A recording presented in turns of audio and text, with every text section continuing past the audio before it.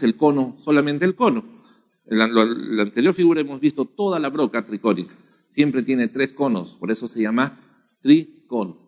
Acá vamos a ver solo el cono. En el cono, los conos van puestos en la pata ¿no? O en el faldón, ahí van colocados, ¿no? Y tienen una fila de nariz, ¿no? Que es básicamente solamente un inserto en la punta del tricono, que es el que inicia, digamos, el cortado de la roca. Luego tiene las filas internas. Las filas internas son 2, ¿no? Si ustedes ven la forma de este elemento, es básicamente un cono. Entonces, en la punta está un inserto que se llama nariz. Y en el área del cono están 2 filas internas.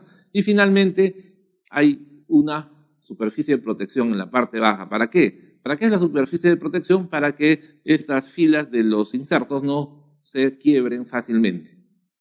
Dentro de los triconos hay rodamientos. Los rodamientos son muy importantes cuidarlos porque, como les decía, el principio básico es de que giren en forma continua. Si el rodamiento se atraca, entonces probablemente el cono se va a atracar. ¿Y qué va a pasar? Con la fuerza con la que gira todo el faldón se va a romper, va a salir de su lugar y se va a malograr la broca.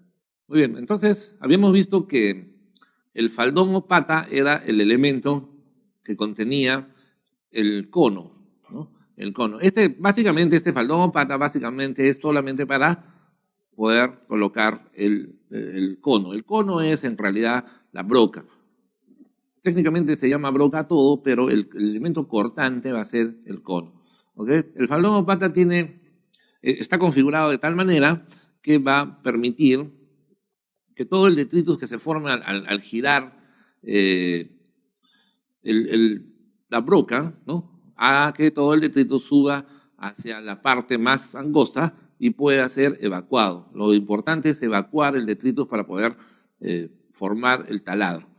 Este faldón lo que tiene por dentro es el tubo por donde pasa el aire o el agua para limpiar, ¿no? Tiene unos elementos para colocar los rodamientos, ¿no? Los 3 rodamientos necesarios para colocar el cono, ¿no? A eso se llama pista de rodamiento superior, pista de rodamiento de bolas, pista de rodamiento inferior.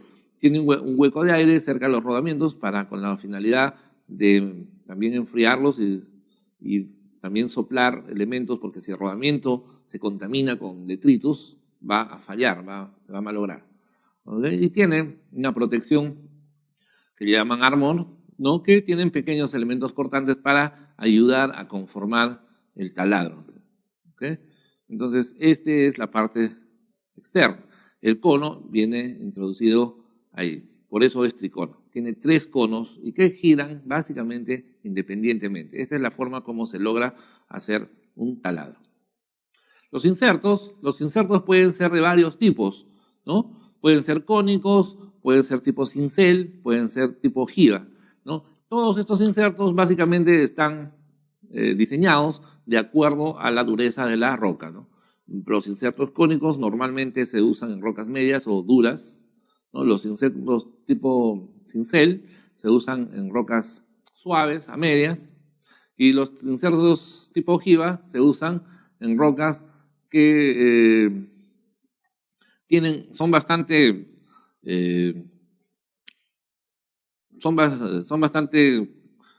abrasivas, tienen mucha abrasividad, ¿no? Y puedan malograr los insertos cónicos. ¿Ok?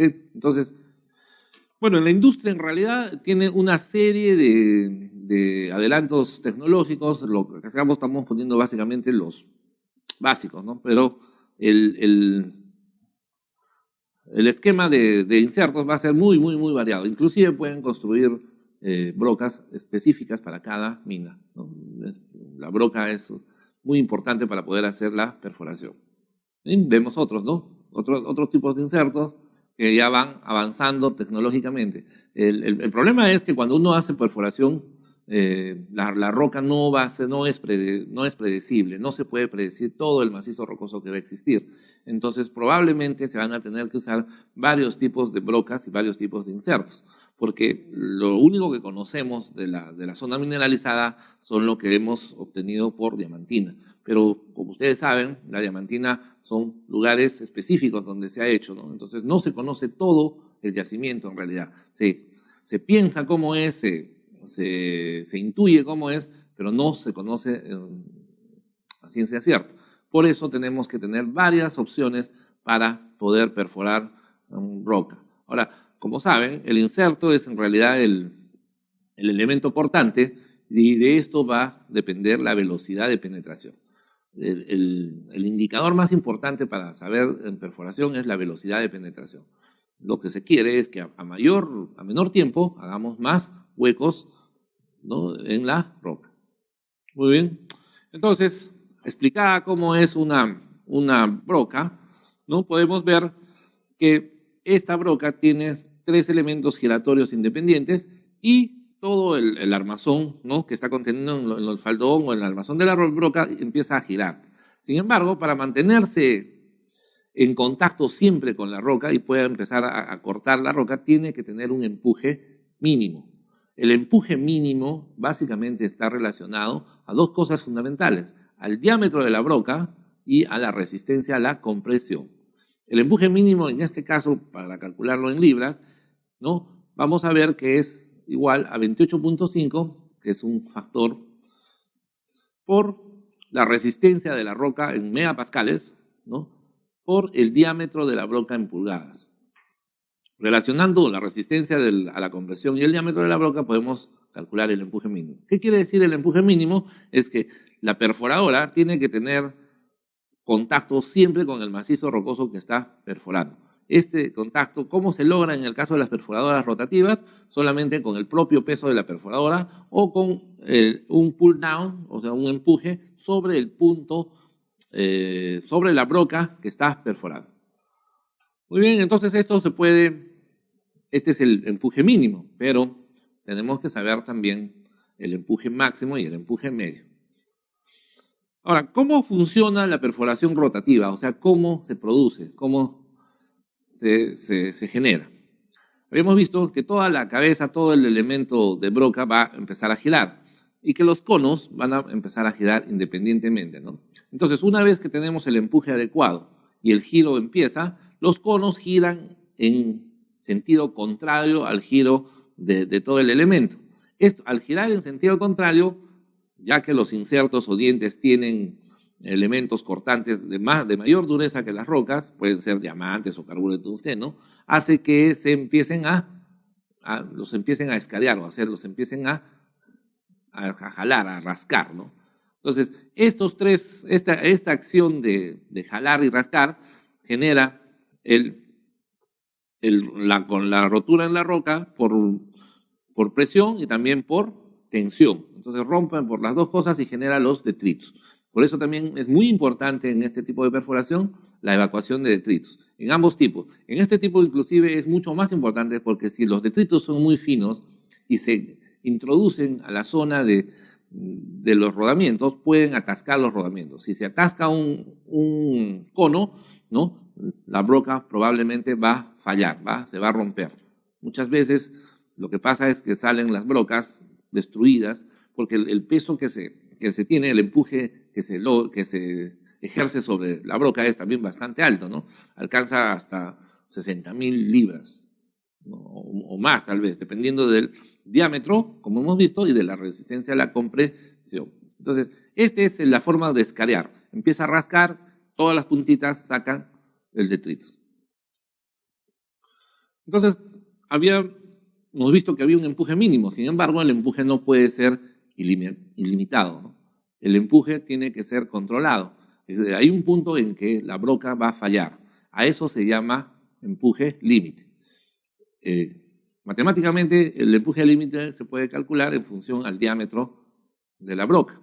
Entonces, en la fórmula de abajo tenemos que el diámetro de la broca por 810 es el empuje límite que puede resistir una broca. O sea, en función al soporte, por 810 es lo máximo que puede. Después de esto, se destruye. Ahora, y el empuje máximo, ¿no?, es diferente al límite. El empuje máximo es todavía que todo el componente soporta, es 2 veces el empuje límite. Es decir, 2 veces 28 por la resistencia a la compresión por el diámetro. Si vemos, de acuerdo a los diámetros más usados en la industria, los empujes límites en libra. Por ejemplo, para brocas la más usada básicamente es 9 pulgadas, el empuje límite es 65.000 libras. 65.000 libras de fuerza. En la gran minería actualmente se usa 12,1/4, ¿no?, de pulgada, y el empuje límite va a ser 121.000. Hay que tener mucho cuidado con el empuje límite. Muchas veces la mala operación genera sobrecostos en la perforación, porque perder una broca significa perder, ¿no?, dependiendo del tipo de broca, hasta $1.000, $1.500 por broca. Las brocas son elementos bastante costosos, que deberían durar un tiempo prudencial para que puedan tener un costo adecuado. El problema es que si las brocas no duran el tiempo, el costo se va elevando. Ahora, ¿cuáles son los problemas básicos para la pérdida de brocas? El principal es mala operación, ejercer demasiado empuje sobre las brocas, ¿no? O mal mantenimiento, mal soplado del aire, no limpiar los detritos adecuadamente. Los detritos pueden pasar a la zona de rodamientos y los rodamientos se malogran, se atracan y colapsan. ¿Okay? Entonces acá tienen el cuadro básico para saber cuál es el empuje del límite. El empuje límite, a veces en la terminología minera le llamamos pull down también, ¿no?, que en español es empuje. Pull down es el empuje sobre la broca que tenemos. ¿Okay? El otro elemento complementario es la velocidad de rotación. Entonces, en este sistema de rotación, la velocidad de rotación es la que determina la cantidad de escareo que va a hacer la broca. Esta está directamente relacionada al tipo de roca, o sea, a la dureza de la roca. Se ha dividido solamente en 3 la dureza, aunque en realidad existen mucho más durezas que 3, y también se ha puesto las velocidades de rotación en función a estas 3 durezas en un rango. Entonces, básicamente las rocas duras necesitan menos rotación que las rocas blandas. Y si vemos el cuadro, las rocas duras, su velocidad de rotación está entre 35 y 70 revoluciones por minuto, mientras que las blandas pueden estar entre 75 y 160 revoluciones por minuto. Esto también es lógico. Mientras más blanda sea la roca, más vueltas tiene que dar la broca para poderla escarear. Mientras más dura sea la roca, menos vueltas, más lento es el giro de la broca, ¿no? Y las rocas medias están entre 60 y 80. Ahora, ¿cómo sabemos cuándo una roca es dura, cuándo es media y cuándo es blanda? Básicamente por la resistencia a la compresión uniaxial, ¿no? Las rocas más blandas pueden empezar con una resistencia a la compresión algo más de 80 megapascales, ¿no? Las rocas medias probablemente estén entre 120 y 180 megapascales, y las rocas duras estén entre 180 hasta 230 o 240 megapascales. Entonces, en función a la resistencia a la compresión, podemos determinar también la velocidad de rotación. La velocidad de rotación es muy importante porque los operadores básicamente tienen que saber sobre qué roca están perforando. Ahora entendamos que dentro del macizo rocoso, dentro de una misma columna de perforación, pueden existir los 3 tipos de roca. No necesariamente toda la roca es homogénea, ¿no? En pocos casos, en pocos yacimientos, se comporta de esa manera. En la mayoría de yacimientos podemos encontrar diferentes tipos de roca dentro del yacimiento. Entonces, esta velocidad de rotación también es controlable en las perforadoras. De acuerdo a lo que empezamos a perforar, se tiene que incrementar o disminuir la velocidad. Esta velocidad de rotación nos va a asegurar también la velocidad de penetración. Hemos visto que la velocidad de penetración es el mejor indicador para la eficiencia, ¿no? Y que si lo traducimos en costo, la velocidad de penetración va a ser que sea más o menos barato perforar un taladro. Y el caudal de aire, igual que en las perforadoras rotopercusivas que hemos analizado, tenemos que sacar todo el detritus que se forma por el escareamiento de la roca. Este detritus hay que evacuarlo. Entonces, la fórmula es la misma. Hay que calcular primero la velocidad ascensional, que está básicamente relacionada a la densidad de la roca, ¿no? Y luego hay que calcular el caudal, que está básicamente relacionado al diámetro de la broca frente al diámetro del barreno, ¿no? Entonces, con el caudal necesario vamos a tener siempre limpio el área entre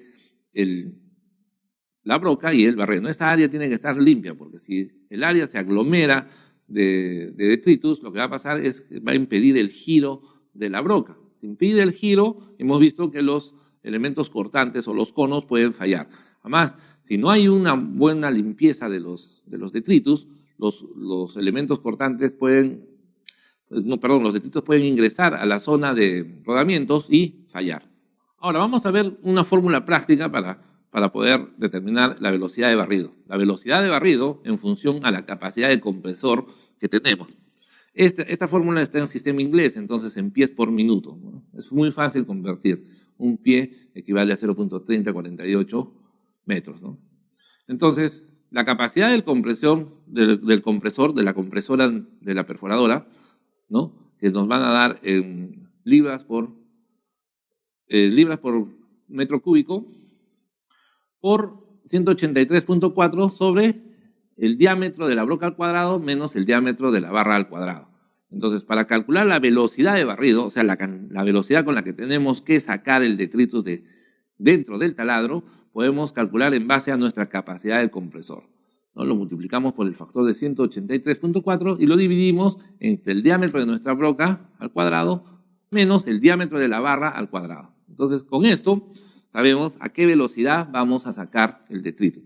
Es importante, en minería superficial se supone que perforamos grandes profundidades, o sea, grandes profundidades con diferencia a la rotopercusión. Perforamos básicamente en toda la minería de cobre 15 metros, en la minería de hierro hasta 18 o 20 metros, ¿no? En la minería de oro 12 metros, ¿no? Entonces el promedio está encima de 10 metros, entonces tenemos que evacuar rápidamente todo el detritus para poder mantener nuestras brocas. Ahora, la vida útil de la broca depende también de la evacuación del detritus. Si el detritus está no muy bien evacuado, o sea, no se genera la salida rápida, va a producir un desgaste prematuro de la roca. También en los faldones, porque los faldones también sufren desgaste porque están en contacto del detritus que está girando ahí y lo va actuando como un líjar, ¿no? Como una cuestión abrasiva. Muy bien, entonces el empuje operacional necesario para la perforación rotativa se va a dar por la siguiente fórmula, ¿no? El empuje operacional va a ser igual al empuje mínimo que habíamos visto más el empuje máximo sobre 2, o sea, es el promedio de los dos tipos de empuje. El empuje mínimo era 28.5 por resistencia a la compresión por diámetro, ¿no? Más el doble del empuje mínimo sobre 2, ¿ok? Entonces, este es el empuje máximo. Ahora, hay una regla práctica donde podemos saber cuál es el empuje operacional en función al peso bruto de la perforadora. La perforadora, al ser una máquina, tiene un peso bruto, ¿no? Y un peso neto. Peso bruto quiere decir que está con el combustible y con todos los elementos necesarios. Este peso bruto multiplicado por el 0.65 equivale al empuje necesario para hacer la perforación. Sin embargo, es mucho mejor calcular con la fórmula de arriba, ¿no? Porque en esa fórmula se está relacionando los dos elementos fundamentales, que son resistencia a la compresión de la roca y diámetro del taladro. Esos son los elementos fundamentales. A ver, ahora vamos a ver un ejercicio para poder determinar el empuje mínimo, el empuje máximo, el empuje necesario para perforar taladros por el sistema de rotación. Si queremos determinar el empuje mínimo para perforar una roca de 210 megapascales de resistencia a la compresión con una broca de 4 pulgadas, ¿no? La relación matemática siempre va a estar en función a la resistencia a la compresión, que como sabemos todo, se define como la capacidad de ser rota la roca por compresión y el diámetro de la broca. Entonces simplemente calculamos con la fórmula, ¿no? 28.5 por 210 megapascales por 4 nos va a dar que el empuje mínimo es 22.000 libras. El empuje máximo hemos visto que es el doble del empuje mínimo. Entonces 22.800 libras por 2 nos va a dar 45.600 libras. El empuje operacional es el promedio de estos dos empujes. 22.800 más 45.600 entre 2 nos va a dar 34.000 libras. Estas libras, nosotros no usamos libras como sistema, este es en el sistema inglés, lo podemos convertir al sistema internacional. Entonces lo multiplicamos por 45,7, aproximadamente una libra equivale a 0.457 kilogramos, y sabemos que el empuje operacional o pull down va a ser 15.629.4 kilogramos. Ese es el dato que necesitamos. Este dato asociado al número de vueltas y asociado al diámetro nos va a dar la velocidad de penetración. La velocidad de penetración es el dato necesario para saber la eficiencia operativa de las perforadoras. Entonces, habíamos visto que la velocidad de penetración en realidad es el mejor indicador de desempeño de la perforación, ¿no? Y depende de muchos factores, no solamente de la perforadora. ¿De qué factores va a depender esta velocidad de penetración? Tanto de factores geológicos como de factores operativos, básicamente. Dentro de los factores geológicos, los fundamentales son las propiedades físicas de la roca. ¿Cuáles son las propiedades físicas para evaluar? Resistencia a la compresión inercial, resistencia a la tensión, módulo de Young, radio de Poisson, ¿no? Otro factor fundamental es la distribución de tensiones dentro del macizo rocoso y la estructura interna de la roca. O sea, el macizo rocoso no es una roca pura, es una estructura. Puede haber contactos, fallas, diaclasas, una serie de elementos, ¿no?, que van a estar influidos en la perforación. Esa parte geológica es no controlable, no la podemos controlar. Esa parte la podemos encontrar en campo y tenemos que adecuar la parte operativa a la parte geológica, ¿no? Entonces, diseñar la perforación implica eso, que tengamos que adecuar la parte operativa, la parte controlable, que es la mecanización de la perforación, la habilidad del perforista, la potencia de la perforadora y la longitud y diámetro del taladro, a la parte geológica, ¿no? No podemos hacer lo contrario. Si hacemos lo contrario, vamos a simplemente no lograr el objetivo de productividad que queremos. El objetivo de productividad, ¿cuál es? Tener mayor velocidad de penetración, es decir, perforar más metros en menos tiempo. Esto implica que tengamos un costo más bajo de perforación. El costo unitario va a estar dado en dólares por metro. Entonces, si tenemos mayores metros, el costo va a tener menores dólares, ¿no? Es inversamente proporcional. Ahora, calcular exactamente la velocidad de perforación es complicado. Como les digo, no solamente depende de la parte operacional, sino que también depende de la parte geológica. La parte geológica es un tema bastante complejo, ¿no? Necesitamos tener un conocimiento de la geología estructural, de la geomecánica, de la geología de todo el yacimiento, y el yacimiento normalmente no responde a una sola geología, a una sola geología o a una sola geomecánica, ¿no? Los yacimientos normalmente están en función a bastantes factores. Cuando los yacimientos están en función a bastantes factores, los geomecánicos los sectorizan, ¿no? O los llaman dominios geomecánicos. Entonces, el perforista o los ingenieros de perforación se tienen que adecuar a los dominios geomecánicos que existen. No, los dominios no se adecuan a las perforadoras. Las perforadoras son las que se adecuan a los dominios.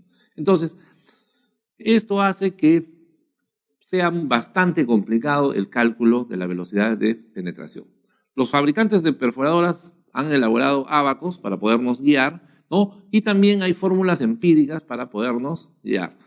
Lo más importante es que el ingeniero de perforación conozca los dominios geomecánicos correspondientes. Si los conoce, no va a haber ningún problema, porque va a adecuar las cuestiones operativas y técnicas a la calidad de roca que necesita perforar. La fórmula empírica para hallar la velocidad de penetración en las rotopercusivas, o sea, en las perforadoras que usan golpe y giro para poder hacer el taladro o el hueco, está en función a la potencia de impacto. Habíamos visto que la potencia de impacto es la cantidad de energía cinética que se puede transmitir a la roca para destruirla. Entonces, la velocidad de impacto simplemente la potencia de impacto dividida entre el diámetro que queremos perforar, ¿no? Y este elevado a la 1.4 por 31 nos da la velocidad de penetración. La velocidad de penetración en este caso está dada en metros por minuto. Entonces, y este ya es un factor de productividad. ¿Cuántos metros hacemos en un minuto? ¿No? Mientras más metros hagamos en un minuto, cada metro nos va a costar cierta cantidad de dólares. A mayor cantidad de metros, menor es el costo unitario. Entonces, es importante este factor. Acá es muy simple, ¿no? Perforación, potencia de impacto, que ya hemos visto cómo se halla, o la que nos da el fabricante, diámetro que usamos, ¿no? En minería de rotopercusión, básicamente para superficial va entre 2 hasta 5 pulgadas, multiplicado por 31 nos va a dar la velocidad de penetración en metros por minuto. Y la velocidad de penetración para las perforadoras rotativas con triconos es un poco diferente. La velocidad de penetración va a estar en función también al empuje de la máquina. Este empuje en este caso es en kilogramos, ¿no? Por el número de vueltas que va a dar, o la velocidad por las revoluciones por minuto que va a girar la máquina sobre la resistencia a la compresión de la roca en megapascales por el diámetro de la broca. ¿Okay? Entonces estamos relacionando todos los elementos fundamentales.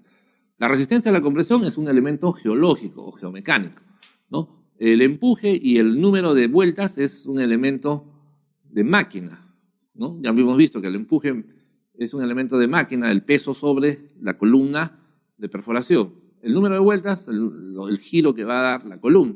Y el diámetro es un elemento geométrico, ¿no? El que nosotros definimos. Con esto podemos hallar la velocidad de penetración. Esta velocidad de penetración se da en metros por hora. Vamos a ver un ejercicio para poder entender mejor las dos fórmulas. ¿Okay? Si nosotros queremos calcular la velocidad de penetración en una roca dura y suave con un martillo hidráulico que va a tener las siguientes características. En este caso, ya les dije, en una mina no solo vamos a encontrar un solo tipo de roca. Vamos a encontrar básicamente dos tipos de roca, o 3, o 4, o 5. A eso se llama técnicamente dominios geomecánicos. Puede haber muchos dominios geomecánicos y para cada dominio geomecánico hay que hacer un diseño diferente, ¿no? Esto no quiere decir que vas a comprar diferentes perforadoras. Lo que hay que hacer es tener diferentes potencias de impacto en las perforadoras. En este caso, por ejemplo, vamos a evaluar solo dos, ¿no? Muy generales, dura y suave, ¿no? Entonces, el martillo hidráulico, lo primero que tenemos que hacer es calcular la potencia de impacto. Ok, la presión de trabajo, o sea, la presión de ingreso a la máquina para mover el pistón es controlable, ¿no? Podemos generar más presión o menos presión en todas las máquinas. Se puede generar más presión o menos presión. Lógicamente que las máquinas tienen una presión límite de ingreso, ¿no? Pero debajo de esa presión límite nosotros podemos ingresar, en este caso para rocas suaves, 180 bares y para rocas duras, 150 bares. La carrera del pistón sí es algo que geométricamente viene desde fábrica, ¿no? 45 centímetros o 450 milímetros. El diámetro también es el diámetro, el área de exposición del pistón para ser presionada por el fluido es 60 milímetros. Y podemos tener un rango de diámetros de broca de entre 45 milímetros y 64 milímetros. Entonces, ¿cómo vamos a solucionar este problema? Lo primero que tenemos que hacer es calcular la energía cinética, ¿no? Que multiplicada por un impacto por segundo nos va a dar la potencia de impacto. ¿Y cómo es la potencia de impacto? Es igual a la presión de trabajo alcanzada por el área del pistón por la longitud de la carrera. Entonces reemplazamos datos. Recuerden que la presión no se puede trabajar en bares, se tiene que trabajar en kilogramos fuerza por metro cuadrado. ¿Qué hay que hacer primero entonces? Convertimos la presión a kilogramos fuerza por metro cuadrado. Esto es igual a multiplicar los bares, los 180 bares, por 10.197.000 kilogramos fuerza por metro cuadrado. Entonces los 180 bares equivalen a 1.835.489.2 kilogramos fuerza por metro cuadrado.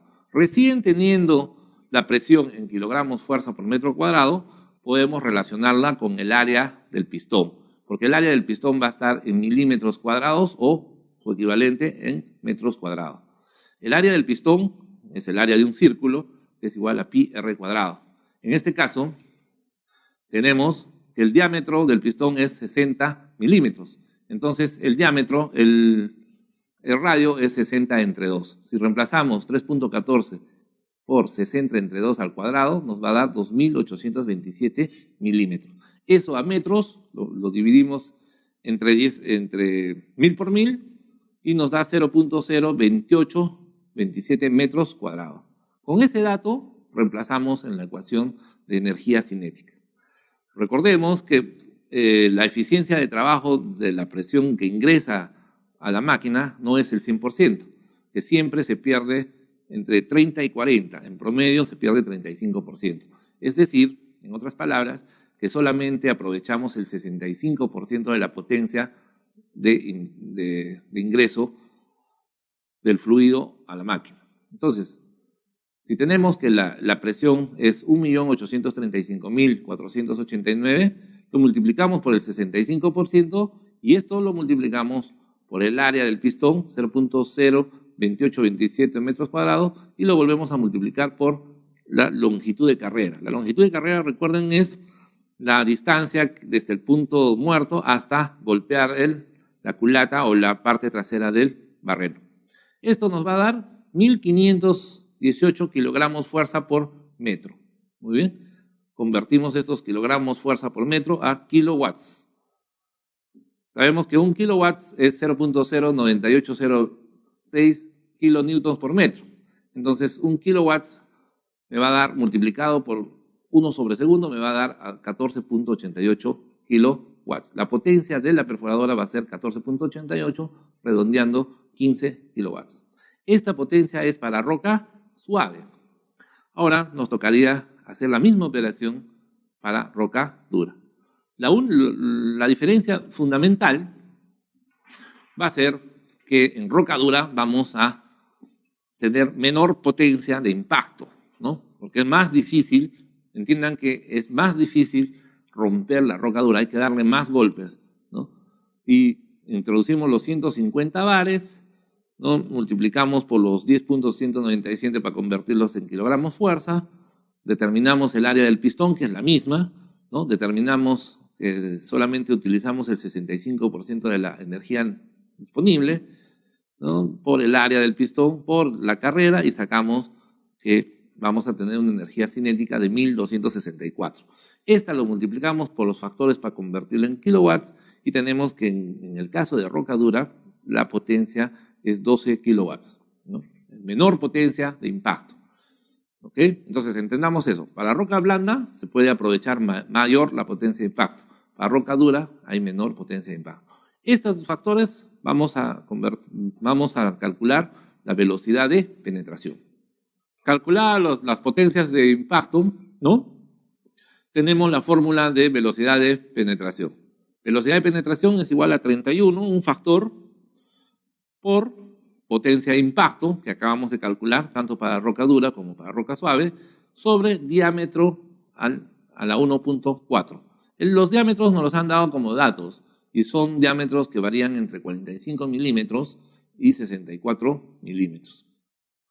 Entonces, ahora, si los diámetros los usan en pulgadas, hay que convertirlos a milímetros. Esta fórmula está en sistema inglés, en sistema internacional. Entonces, todo es en función a milímetros. Muy bien. Hacemos la operación y como reemplazamos los datos de las brocas, porque es el único dato que necesitamos, ¿no? Reemplazar, y calculamos las velocidades de penetración, ¿no? Para 45 milímetros, por ejemplo, que es la primera, cuando sabemos que la potencia de impacto es 15 kilowatts, ¿no?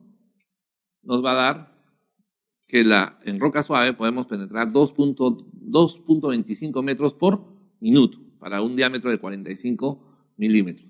Si es roca dura, el tema se complica, ¿no? Es más difícil penetrar roca dura que roca suave.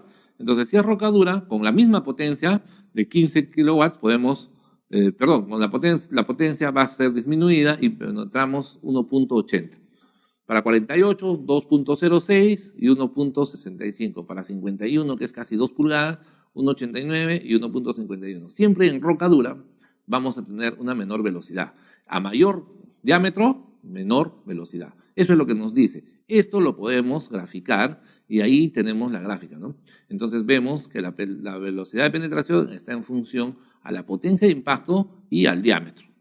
Esto es muy necesario porque con una sola máquina podemos tener varias velocidades. Entonces, en el momento del diseño, lo que vamos a necesitar es calcular la velocidad que más que nos haga que tengamos mayor eficiencia de penetración, ¿no? Puede ser cambiando el diámetro, porque la potencia es muy difícil, porque normalmente ya las máquinas están compradas, están dispuestas, pero lo que podemos hacer para incrementar o disminuir la velocidad es cambiar el diámetro, porque están inversamente relacionados. Por ejemplo, si necesitamos nosotros, si perforamos con 2 pulgadas en roca dura, nuestra velocidad de penetración que alcanzamos es 1.51.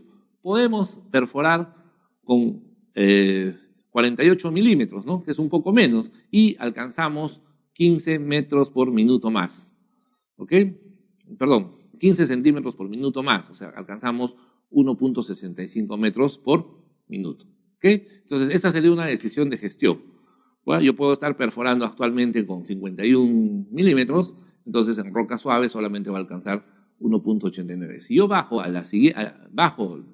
el diámetro, voy a alcanzar mayor velocidad. Pero hay que hacer un análisis costo-beneficio, porque si yo perforo con menor diámetro, también voy a perforar más taladros. Entonces tendría que saber cuánto tiempo demoro en perforar un frente o un tajeo. Esa es otra cosa que vamos a ir viendo. Al final vamos a ir viendo en el taller. Ahora, para calcular la velocidad de penetración de rocas tricónicas, o sea, la velocidad de penetración de perforadoras rotativas, ¿no? Vamos a ver que lo más importante era el empuje, ¿ok? Y los elementos que teníamos que conocer para calcular el empuje eran la resistencia a la compresión uniaxial de la roca en megapascales y la velocidad de rotación de la columna de perforación. A ver, en este ejercicio, por ejemplo, si queremos determinar la velocidad de penetración de una perforadora rotativa, que va a usar una broca tricónica de 241 milímetros, que es aproximadamente 9 pulgadas, para las siguientes rocas. Suave, cuya resistencia a la compresión es 140, media, cuya resistencia a la compresión es 180, y dura, cuya resistencia a la compresión es 210.